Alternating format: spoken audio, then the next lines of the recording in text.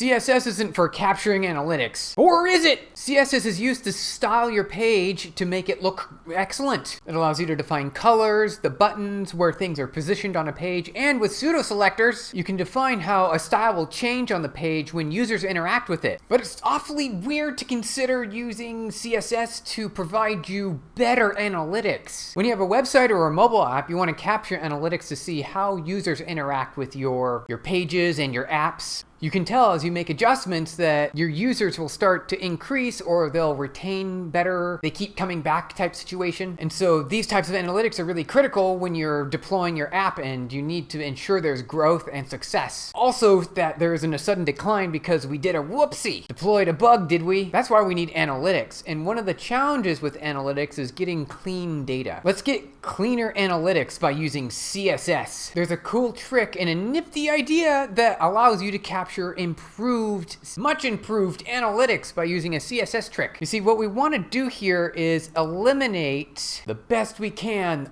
bot traffic. Bot traffic can often be tracked using the user agent, right? For example, we get to tell that the user agent will give you a good indication of it being a real person or a bot to scrape your website, to capture the data, to index it so it shows up on search engines like Google. We like those things. We want those things to happen. However, we don't want to count them in our analytics because it pollutes the data. Also, there are some tricky bots that mask themselves. They look like a person using a browser, but they're really not. This will skew our perspective to the actual traffic on our apps and our websites. All these AI, the AI, they want your data. They're gonna come for it. So here's the trick, check it out. It's actually pretty straightforward. The idea is on a body hover, which means that my mouse cursor has entered the page or I've scrolled or something happened. A user interaction essentially will trigger a hit. This makes an API call to your server with the data that's provided within these variables. And in this case, it looks like we're using Django. The CSS is rendered using Django. And when a real browser, a real user interprets this, the CSS will instruct to hit the server with the API and the information provided here, and we're gonna get real user data at that point. Yes, it's definitely possible and very common where full browsers are emulated to capture the information on a page in order to get the most data possible, because there's a lot of ways to hide data from bots, but bots don't like that. So they will look like it's a real browser. When you use this approach, it's very unlikely that the bot will also provide some sort of interaction on the page and trigger this. So while it's not 100%, this is probably 99.9%, making your analytics that much better. You're probably familiar with Google Analytics, which tracks the data of your users on your website or your apps. Google Analytics will capture a lot of data about users interacting with your page and all sorts of things. There's a trick though, Google Analytics will report some bots as real users. That's because those bots are fully rendering the page and executing the JavaScript, and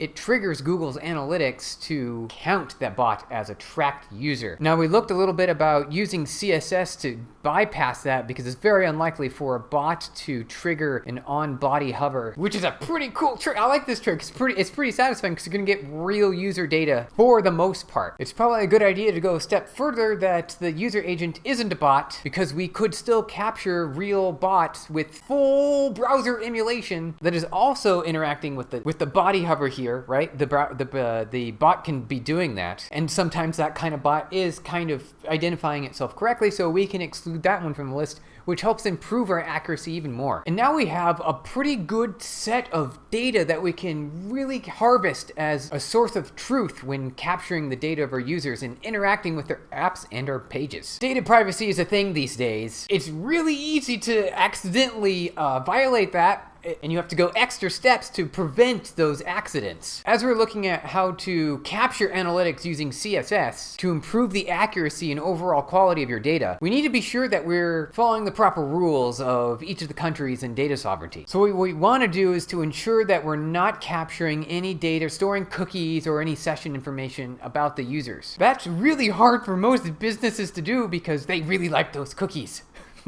And so very often you'll see this website's tracking you with your cookies. Do you accept or do you reject? And usually the reject button is a series of flip switches that are really annoying. If you've ever seen that, that's what that's about. But guess what? You don't have to do any of that if you don't store cookies at all. And you don't have to worry about throwing away your analytics. You can get even better analytics by following this approach. This is very clean. What we're essentially doing is we're geolocating IP address and then storing just the information about that visit and anonymizing it at that point. Because we throw away the identifying the IP address, right? Which identifies, it's counted as identification these days. We throw that away, but we keep the information that is important to our segmentation, location, date and time, and we also keep an anonymous ID by hashing the session initiated, which is great because now we're only storing the hash, which essentially is just a signature that can be used to verify which IP address or date, but it doesn't track the PII of the address itself. This goes a step further. Now that we're using this approach in particular, guess what? There's not this Google Analytics JavaScript that takes extra CPU and power and compute and network bandwidth and all sorts of other things, which means your app and your web page is faster. Double win. No more need to have that banner at the bottom of your page saying, hey, we use cookies, because you don't need them anymore. And your page is faster. So overall, better user experience, and you get to collect the data. I've very much been wanting to do this myself. The challenge is it's hard with bigger companies and teams because they use these other tools and systems like Marketo and Tableau, Snowflake and Segment. It's more difficult to interact with those systems. In this case, by using this approach, you would have to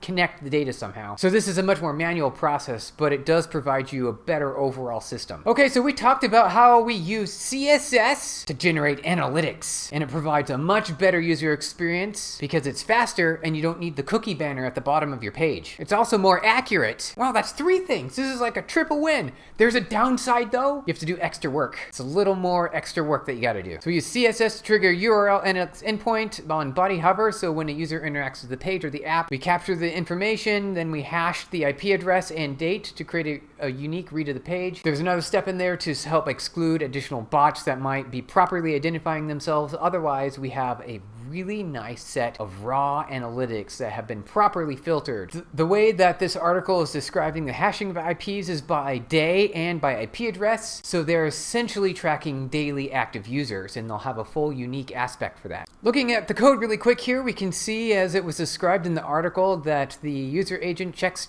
to see if it's a good bot that's identifying itself properly. Then we take the IP address and hash it using MD5's client IP and time zone date stamp. This is the current date, so a day, right? So this will trigger a unique hash 1 time per day per user. So we'll have a daily active user. There's a problem with this, I see, because it's doing it by IP and no other information, which is challenging because corporate proxies, firewalls, VPNs, and multi-users on the same address, usually in the same corporate network, or at your house you have multiple devices. You'll miss out on some of those things if we're only using IP, but it does look like it's using browser and device platform, which helps a little bit. Then it stores this data, and as you can see, it only stores the IP hash, doesn't need to store the actual IP itself, which is identifying information, and it protects against the GDPR stuff, which means you don't need that cookie banner at the bottom of the screen anymore.